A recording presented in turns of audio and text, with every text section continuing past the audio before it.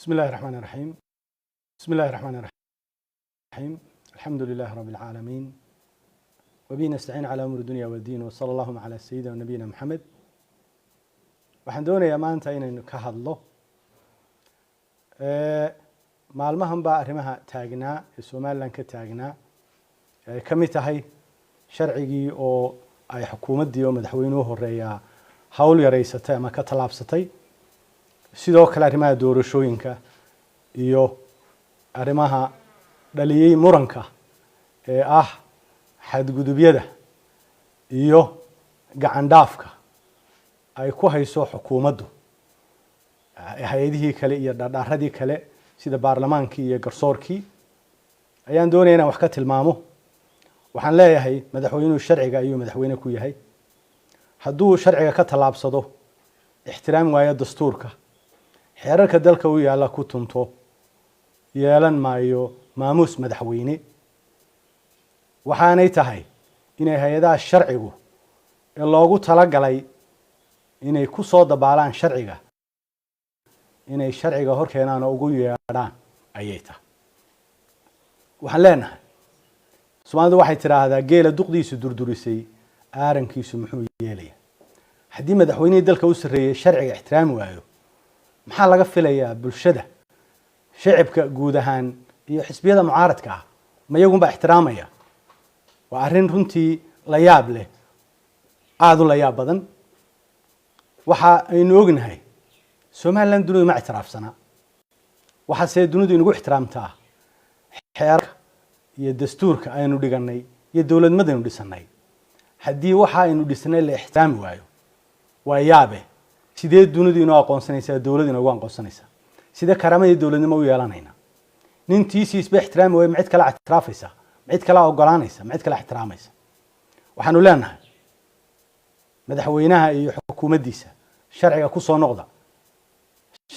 ku soo noqda waa laga yaabaa inaad isweydiiso arrinta aan ka hadlayo inaad isweydiiso balse ila eeg muwaadin hadduu yahay kasta iyo kuwa aan la hadlayaba waxaan leeyahay gafafka dastuurka ee madaxweynuhu galay ayaan kuu sheegaya. ugu horeyn dastuurku wuxuu dhigayaa in lagu soo doorto shuruudo madaxweynaha iyo madaxweyne ku-xigeenka ay ka mid yihiin inaanu lahayn baasboor ajnabi ah. waxaynu ognahay inuu madaxweynuhu leeyahay baasboor Jabuutiyaana meel uu kaga tanaasulay iyo meel uu ku dhibay midna ma jirto. waxaad kala ogtahay oo aynu dhammaanteed wada dareemi karaa ama sabab iminkaan ku cadeynaya qodobka 114aad ee waqtiga ansixinta wasiirada oo muddo 3 bilood waa qodobka 114aad ee dastuurka oo in muddo 3 bilood lagu ansixiyo wasiirada way muddo dhaafeen waa kuwa wali baarlamaanka yaala ee laga qayrinayo. haddii madaxweynaha sharcinimadii uu ku fadhiyay ay calaamad su'aal saaran tahay wasiiradiisina calaamad su'aal saaran tahay bal sharci jabinta ka weyni xagee weey. waxaynu kala ognahay markuu xukuumaddii laga yimaado madaxweynaha iyo wasiiradii inuu xasaanadii baarlamaanka meesha ka saaray oo inta ayar la qabtay jeel lagu riday oo inta ayar la qabtay la garaacay meed maxaa u dambeeyay kala siisto maalintii u dhaweyd baa u dambeysay horena way u dhacday oo xildhibaan dhakool bay ugu dhacday in la xidho ay maxkamadu diidaan oo yadan ma xukumi karo oo baarlamaanku ka hadlo oo dhig loo jalaqsiin waayo. waxaynu ognahay xadgudubka suuqa xorta oo madaxweynuhu shidaalka cid u xidhay oo shirkado u xidhay keenaan qiimana loo gooyay waana arrin ka soo horjeeda dastuurka oo tilmaamayo in suuqa Soomaaliland xor yahay. fargelinta garsoorka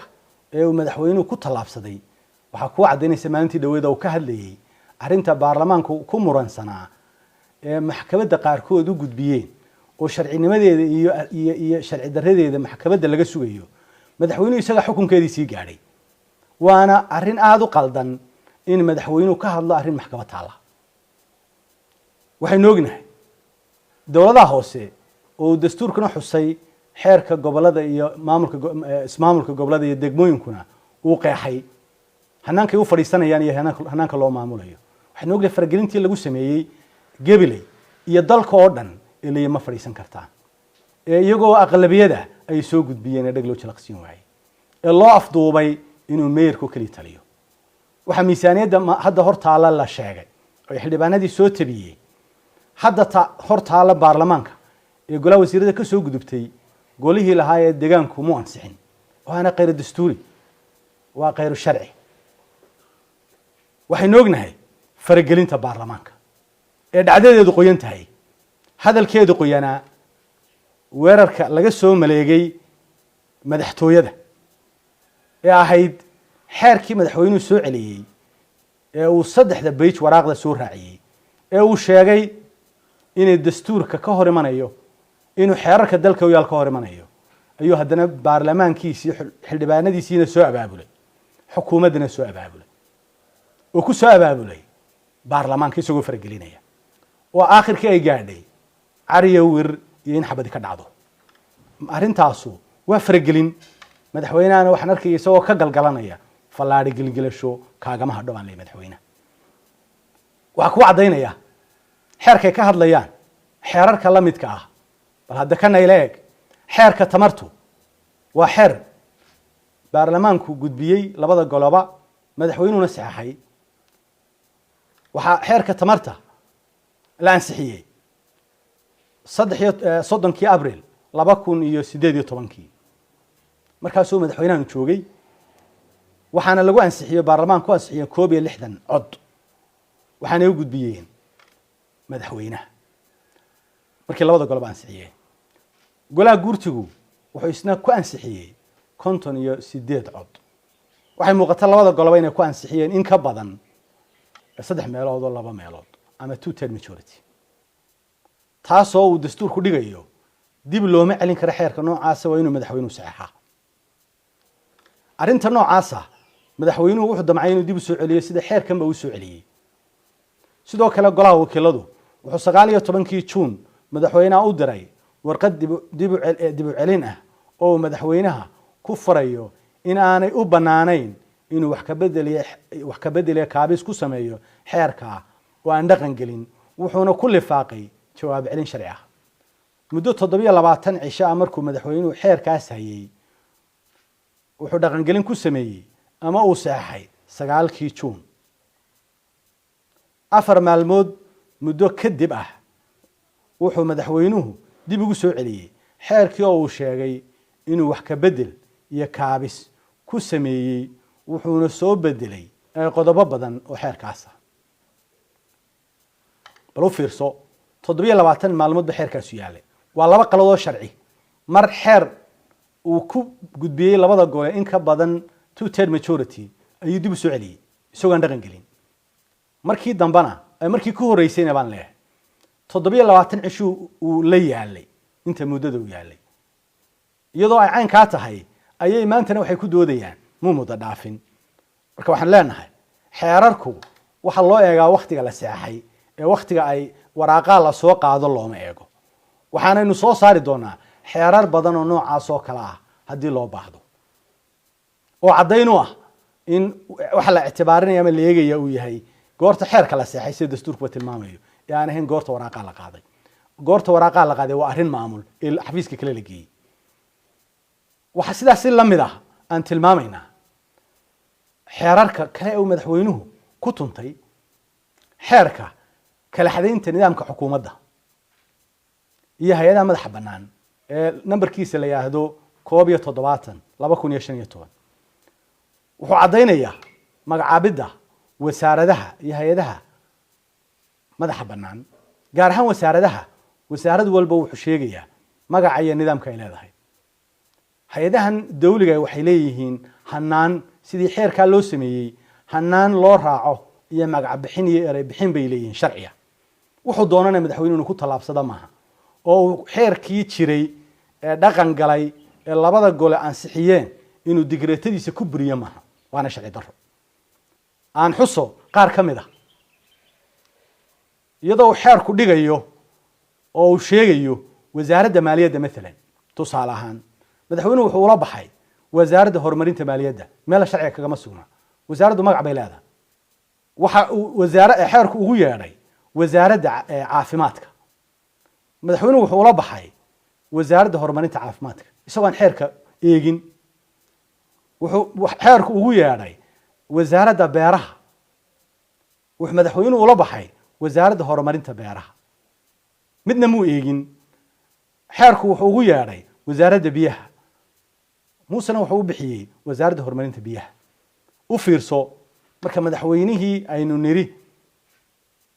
imaatinkiisii iyo sharcigu ku fadhiyay siduu u xalaalaysto muu celin baasaboorkii wasiiradii u magacaabayna muddadii loogu talagalay dastuurku sheegay baarlamaankii kumuu geyn wasaaraddiina sidii loogu talagalay magaceedu u qoraa kumuu geyn bal dowladdiisa iyo sharcinimadeeda siday u jiraysaa meel uu ku saxay oo uu qaladkaa ku saxayna maynaan arag wasaaradaha la kala saaray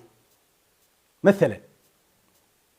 waxay ahayd in sharciga loo eego xeerka loo eego waayo wasaaradda magacaba xeerku u bixiyey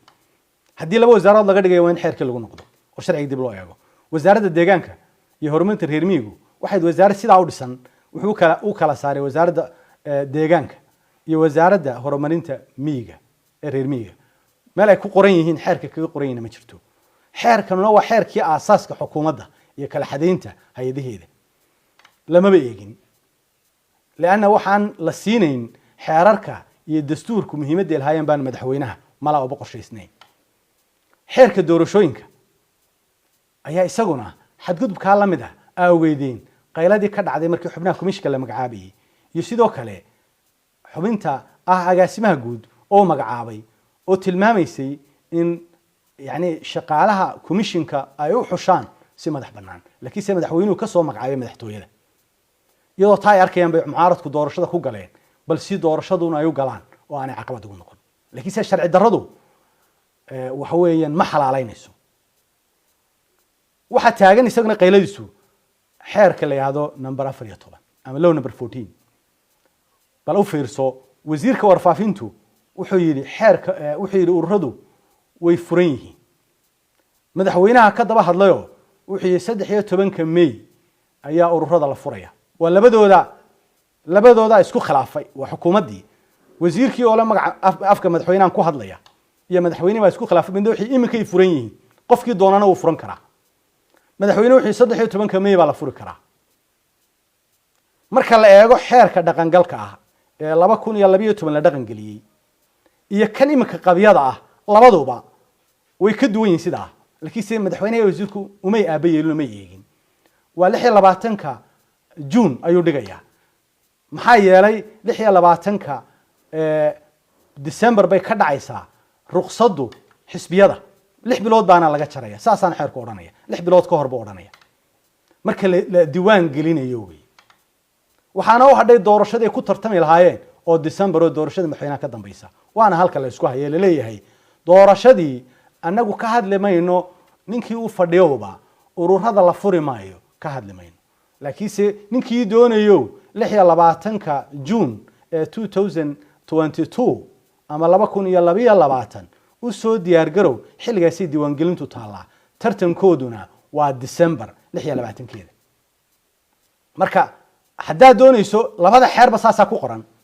labada xeerba ka eeg saasa ku qoran ka qabyada ayaan wali dhamaan iyo kii hore dhaqan galka ah labada midna lama tixgelin ee afkooda waxay doonaan bay kaga yiraahdeen arinta sharciguna ma ha qofku wuxuu doonay inuu iskaga hadlo waxay si caadadii tahay madaxweyne intuu isa soo taago iska hadlo oo iska dhurmo oo wuxuu doono ku hadla waa marka aanu ixtiraamayn sharciga iyo xeerarka dalka u yaal